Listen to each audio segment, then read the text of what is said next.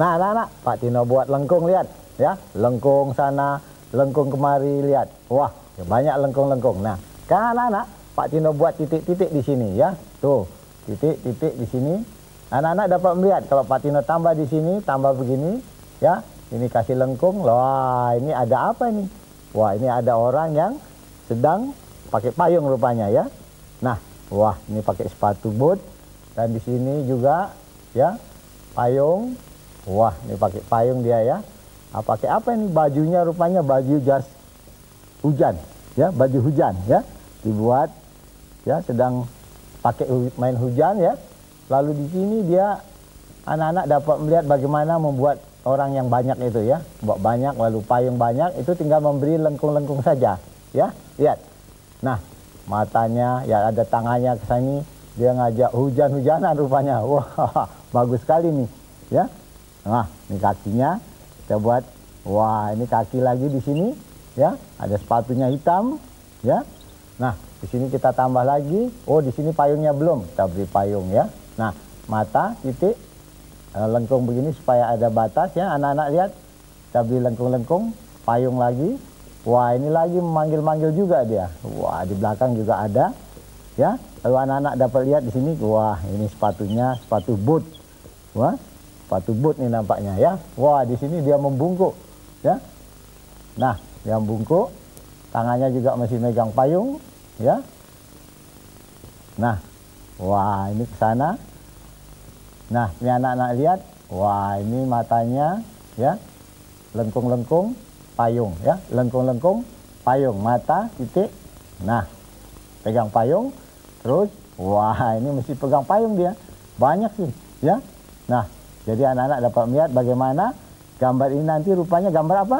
Nah, anak-anak betul itu ya. Anak-anak yang sedang apa? Main hujan-hujanan ya. Tapi ini pakai sepatu boot segala dia ya. Nah, sekarang kalau sudah jadi begini anak-anak lihat, kita beri dengan warna. ya warnanya umpamanya merah, anak-anak dapat melihat payungnya umpamanya merah, beri merah separuh di sini.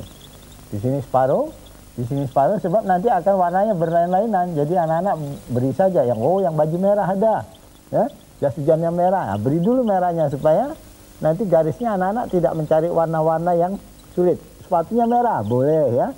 Tuh, ya ada yang merah. Nah, sekarang kita beri dia warnanya biru umpamanya ya. Anak-anak dapat melihat, oh bajunya biru. Wah, ini dia baju biru. Wah, di sini juga ya ada yang baju biru. Lihat, oh yang jauh di belakang. Ini makin banyak, makin gelap dia makin banyak orangnya di belakang ya. Anak-anak lihat. Nah, ini biru dia ya. Lalu di sini perannya ya. Nah, ini anak-anak dapat melihat bagaimana gampang kalau anak menggambar apa? Anak-anak yang sedang apa tadi? Main hujan, betul ya. Nah, sekarang kita teruskan di sini. Payungnya kita beri warna biru. Sebelah biru lagi, ya. Sebelah biru lagi. Nah, lihat. Ini kita beri lagi. Oh, tangannya manggil lagi. Wah, iya. Tuh, ya. Nah, jadi anak-anak lihat hujan datang. Wah, ini kita beri hujan dia. Wah, tes terus. Ya, nampak kan hujannya? Sektor industri dalam produksi nasional juga meningkat. Kita yakin bahwa di tahun-tahun mendatang, sektor industri dapat kita jadikan penggerak utama pembangunan.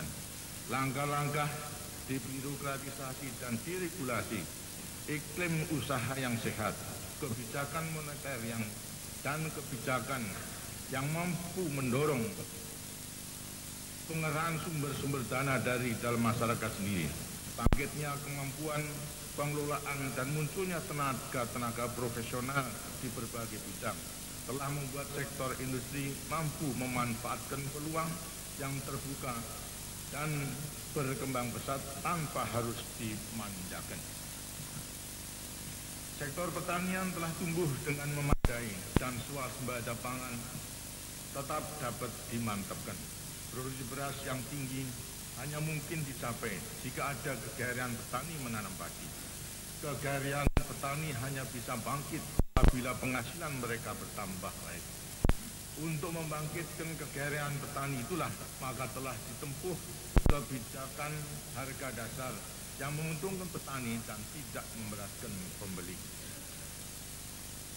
Untuk mencukupi produksi beras yang tinggi, kita telah membangun pengairan secara besar-besaran selama ini yang jelas tergambar dari prioritas yang sangat tinggi pada pembangunan pengairan sejak Rehabilitas 1 sampai sekarang. Kemajuan penting dan sangat berarti dari pembangunan sektor pertanian, khususnya kenaikan produksi beras, menunjukkan dengan sangat jelas bahwa selama ini pemerataan hasil pembangunan terus berkembang dan kesejahteraan lapisan terbesar masyarakat kita telah bertambah baik. Pemerataan hasil-hasil pembangunan dan perbaikan kesejahteraan itu terasa pada perluasan pendidikan, tersedianya secara luas berbagai kebutuhan hidup karena meningkatnya produksi dalam negeri, meluasnya pelayanan kesehatan, perbaikan gizi, lancarnya perhubungan ke pedesaan daerah-daerah terpencil, bertambah baiknya tempat-tempat peribadatan dan lain-lainnya. Suasana keamanan juga mempunyai makna berarti bagi kesejahteraan. Kita mengatakan bahwa ada perbaikan tingkat kesejahteraan rakyat secara besar. Seperti yang saya kemukakan dalam pidato kenegaraan tanggal 16 Agustus yang lalu. Berkat pembangunan yang memusatkan perhatian pada pemerataan dan kesejahteraan rakyat, maka selama 11 tahun, dari tahun 76 sampai dengan tahun 87, tidak kurang dari 24 juta orang yang berhasil mengangkat dirinya bebas dari kemiskinan. Kita memang menyadari bahwa di antara kita masih desa yang seluruhnya berjumlah 2,1 triliun rupiah. Sasaran utamanya meningkatkan kecerdasan bangsa melalui peningkatan mutu pada semua tingkat pendidikan.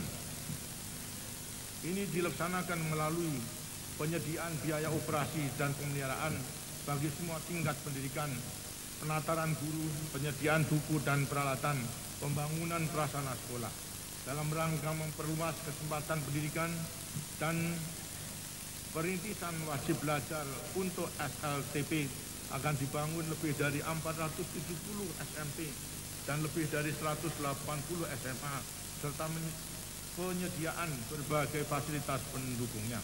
Di samping itu juga akan disediakan dana bagi pembangunan peruang kuliah, laboratorium, dan perpustakaan bagi pendidikan tinggi.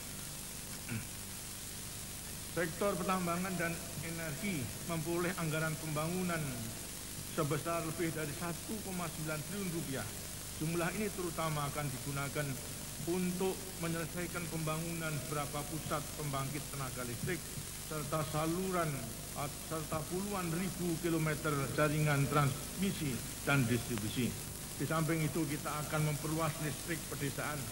Kita merencanakan agar dalam tahun mendatang lebih dari 1.700 desa lagi yang akan disinari listrik di malam hari. Sama halnya dengan prasarana perhubungan. Masing-masing Fox 7 dan Scud dengan peluru kendali SS-21 dan SS-23 yang lebih ampuh dalam jarak tembak dan ketepatannya. Jika peluru kendali nuklir taktis itu ditempatkan di garis depan, maka jangkauannya akan sama dengan SS-20. Ditegaskan oleh Panglima NATO, Jenderal Bernard Rogers, bahwa NATO akan meninjau kembali rencana penarikan senjata nuklir taktisnya dari Eropa disebabkan adanya penyebaran peluru kendali nuklir yang dilakukan oleh Uni Soviet, sehingga hal itu membahayakan NATO. Menurut sumber Amerika Serikat, 248 peluru kendali nuklir jarak sedang SS-4, SS-5, dan 330 SS-20 ini diarahkan ke Eropa Barat, sehingga Uni Soviet mampu menembakkan lebih dari 1.200 peluru kendali nuklir secara serentak. Soviet hanya mengakui menempatkan 162 SS-20 yang dikatakan seimbang dengan jumlah senjata nuklir yang dimiliki oleh Inggris dan Prancis. Dalam usahanya mencapai keseimbangan kekuatan senjata nuklir di Eropa, Amerika Serikat sejak bulan Desember 1979 telah menempuh dua jalan, yaitu pertama, tahun ini akan menempatkan 572 peluru kendali nuklir jarak sedang landas darat, masing-masing Pershing 2, dan peluru kendali jelajah jika Uni Soviet tidak menyingkirkan peluru kendali nuklir SS-4, SS-5, dan SS-20, dan yang kedua, maju ke perundingan pembatasan senjata strategis di Jenewa. Menurut Ketua Subkomite Pembatasan Senjata Nuklir Parlemen Jerman Barat, Egon Bahr, Amerika Serikat masih bermaksud melanjutkan pembicaraan di Jenewa, tetapi Uni Soviet menyatakan pembicaraan tidak akan ada artinya setelah penempatan peluru kendali nuklir dimulai. Hendro Subroto. Peluru kendali jarak sedang Amerika, Menteri Pertahanan Inggris Michael Heseltine menjelaskan hal tersebut kepada Parlemen Inggris. Kedatangan pesawat yang membawa peluru kendali itu mendapat pengawalan ketat baik di dalam maupun di luar pangkalan. Inggris telah menyetujui penempatan 160 rudal cruise di negerinya sebagai bagian dari persetujuan NATO. Rudal yang ditempatkan di Greenham itu berjumlah 96 buah, sedangkan keseluruhan rudal yang akan ditempatkan di Eropa Barat adalah 572 buah sebagai tandingan rudal Soviet yang diarahkan ke Eropa. A second identical crate shrouded in tarpaulin rolled out of the back of the plane. Cruise comes in a cradle for easy handling and transportation. The low loaders moved the missiles the couple of hundred yards into their hardened shelters. 16 cruise missiles are due before the year's end, and further similar flights can now be expected. It all went without a peep of protest from the peace women. Most had expected Pihak Amerika Serikat dan Prancis, situasi bentrokan di Tripoli antara pasukan pembangkang PLO dengan para pendukung Yasir Arafat Kamis malam mencapai puncaknya. Dalam pada itu, pemimpin PLO Yasir Arafat menyatakan gencatan senjata setelah merasa para pendukungnya berada dalam posisi yang tidak menguntungkan dalam pertempuran mempertahankan kubu terakhir di Lebanon dari pasukan pembangkang dukungan Suriah. Pertempuran antara golongan-golongan Palestina yang bermusuhan baru terhenti Kamis malam dan pasukan pembangkang PLO mulai menduduki perkampungan pengungsi Baddawi yang sebelumnya dikuasai para pendukung Arafat. Komandan pasukan pembangkang PLO Ahmed Jibril yang memimpin serangan terakhir ke perkampungan Badawi mengatakan kepada para wartawan pasukannya tidak akan melakukan serangan ke kota Tripoli. Sumber-sumber militer mengatakan kedua belah pihak terlibat pertempuran artileri di jalan raya internasional yang menuju ke bagian utara dan jalan masuk ke Badawi. Siaran radio pembangkang PLO di perkampungan pengungsi Nar al-Bared, 17 km sebelah utara Tripoli, memberitakan Kolonel Salahuddin Al-Ani, komandan pasukan Al-Saika, dukungan Suriah, mengunjungi perkampungan pengungsi Badawi. Siaran itu menambahkan 2 pekan lalu, sewaktu pasukan pembangkang menduduki Nar al-Bared, pasukan Al-Saika berusaha milik Amerika Serikat maupun Uni Soviet dirancang sesuai dengan keperluan taktis seperti untuk darat ke udara, darat ke darat, dan juga dapat diluncurkan dari kapal selam yang sedang berada di kedalaman laut untuk mencapai sasaran di udara, darat, maupun di laut sendiri. Sebagai senjata penghancur jenis cruise maupun Pershing II, ada yang dapat meledak setelah masuk ke dalam tanah beberapa puluh meter, sehingga areal tanah yang hancur akan mencapai puluhan kilometer persegi. Diperkirakan persenjataan nuklir baik milik Amerika Serikat maupun Uni Soviet saat ini berkekuatan 15.000 megaton. Jika yang berkekuatan 14 kiloton sudah dapat menghancurkan seluruh kota Hiroshima, maka sudah dapat dibayangkan akibatnya jika senjata nuklir yang berkekuatan 15.000 megaton ini dipergunakan di atas bumi. Meskipun yang akan terkena paling parah adalah negara-negara di belahan utara, negara-negara seperti negara kita Indonesia yang terletak di belahan selatan juga akan terkena bahaya radioaktif dan sinar ultraviolet yang mematikan.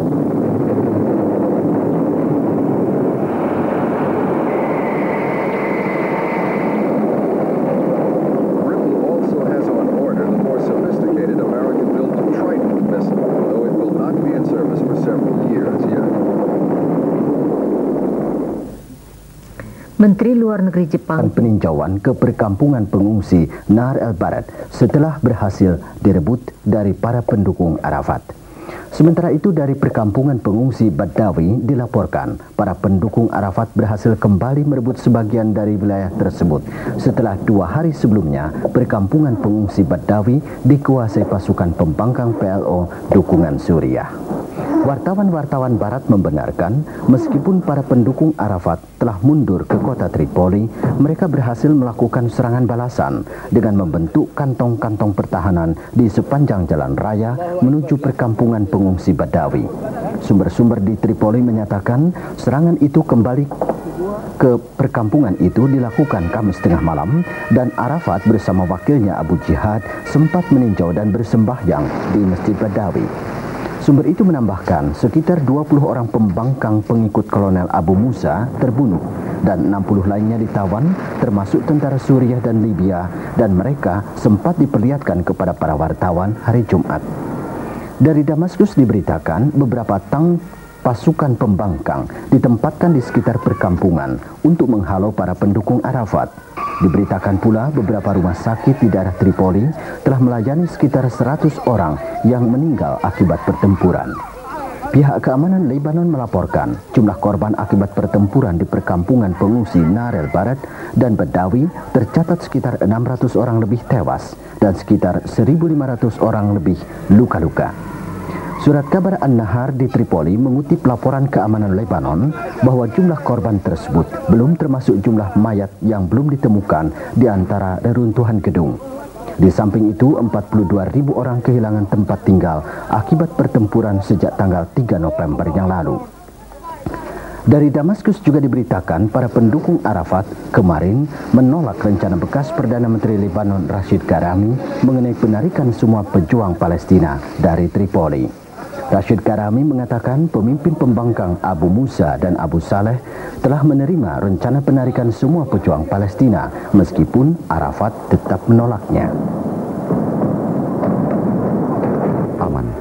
Akibat pertempuran kemarin, sumber-sumber rumah sakit di Tripoli melaporkan 35 orang tewas dan sekitar 120 orang luka-luka. Korban lainnya belum dapat diketahui mengingat usaha pertolongan terhambat oleh gempuran artileri pasukan pembangkang PLO. Sementara itu, sumber-sumber Palestina di Zakhriyah menyatakan pasukan pembangkang dukungan Syria Jumat malam melakukan serangan ke posisi-posisi pro-Arafat dengan pusat sasaran markas Yasser Arafat di Zakhriyah dan di Bab al-Tabane. Sekitar 7.000 serangan artileri menghantam pusat kota pelabuhan yang mengakibatkan balik kota Abdel Qadir Alameddin kemarin menghimbau pemerintah Libanon dan badan internasional untuk menyelamatkan Tripoli dari kehancuran perang. Mengenai keberhasilan pendukung Arafat merebut kembali perkampungan pengungsi Badawi dari tangan pasukan pembangkang hari Jumat, pemimpin PLO mengemukakan kepada pers bahwa hal itu suatu bukti perjuangan Palestina tidak mungkin meninggalkan Tripoli yang merupakan daerah perlindungan terakhir di Libanon. Arafat menambahkan tidak akan meninggalkan Tripoli sebelum ada jaminan dan perintah keluar dari pemerintah setempat.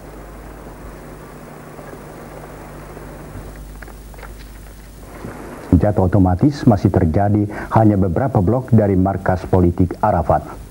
Sementara itu, Arafat dari markasnya mengatakan bahwa para penentang yang didukung oleh Suriah dan Libya berusaha mengerahkan tank dan kendaraan perang lainnya dari arah pantai dan sebelah timur belum berhasil memasuki daerah pertahanan yang kini telah dikuasainya.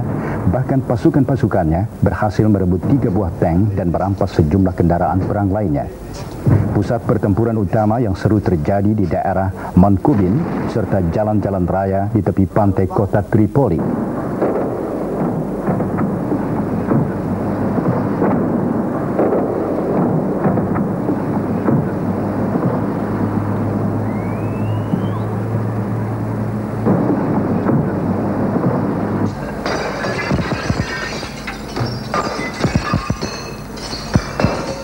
Menurut juru bicara militer Suriah, merupakan salah satu pesawat yang menembaki posisi-posisi yang dikuasai sekutu-sekutu Suriah di Libanon.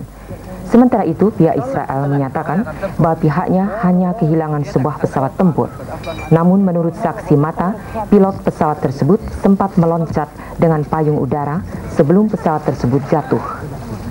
Akan tetapi diplomat-diplomat di Damaskus berpendapat bahwa sistem peluru kendali darat ke udara Suriah tidak ada yang ditempatkan di Libanon. Sebaliknya, pihak Suriah mengatakan bahwa mereka menembak pesawat tersebut dengan peluru-peluru kendali SA-5 dan SA-6 yang ditempatkan di Dumair, sebelah timur Damaskus.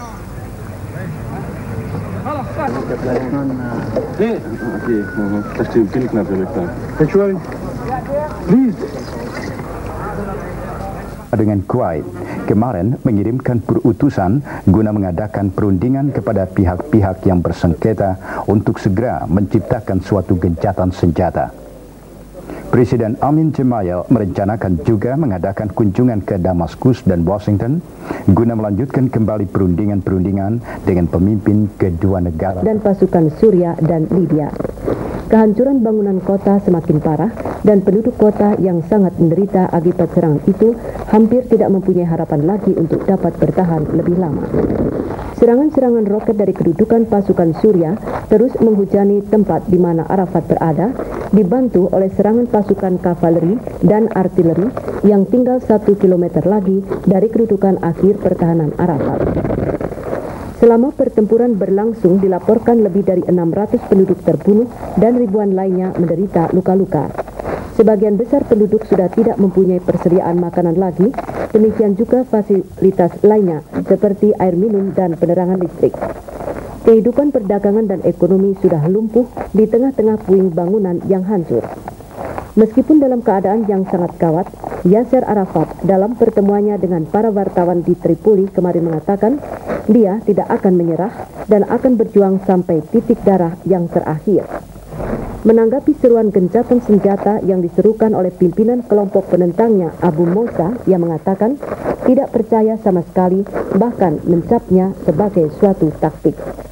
Pertempuran antara Yasser Arafat melawan penentangnya yang dibantu oleh pasukan Syria dan Libya sudah berjalan hampir 3 minggu.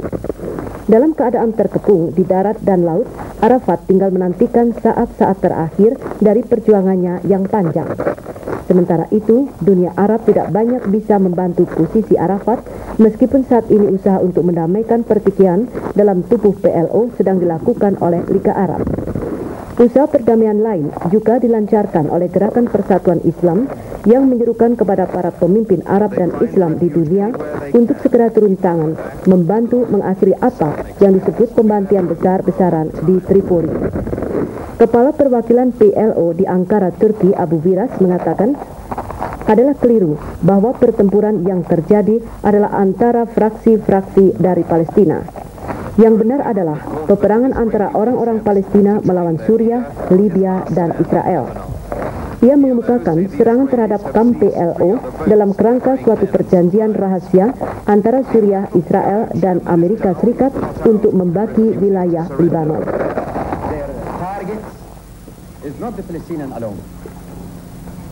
Their target is the city itself alone. They want to control the city. They want to invade the city. They want to occupy the city.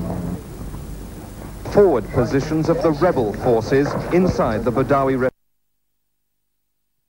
the man they regard as a traitor to their cause for showing a willingness to negotiate with Israel. Perang saudara yang melanda Korea pada masa silam di Dallas, Texas dengan mengendarai mobil terbuka. Pada saat ditembak, Presiden John Kennedy berada di kendaraan bersama dengan istrinya Jackie Kennedy yang selamat dan Gubernur Texas John Kennedy yang mengalami luka-luka. John Kennedy ditembak pada pukul 12.30 waktu setempat dan pada pukul 1 ia dinyatakan tewas di Rumah Sakit Parkland Memorial dan 2 jam kemudian Wakil Presiden Johnson disumpah sebagai Presiden. Pada saat penembakan, polisi menahan Lee Harvey Oswald, 24 tahun, seorang bekas marinir yang diduga sebagai pembunuh. Tetapi 2 hari kemudian, Oswald ditembak di pos polisi Dallas oleh Jack Ruby, seorang pemilik klub malam. Sejak saat itu, penyelidikan terhadap pembunuhan John Kennedy menjadi tidak jelas. That's an unconfirmed report that the president was hit in the head. The president's wife, Jackie Kennedy, was not hurt. She walked into the hospital at her husband's stretcher side. The president of the United States is dead.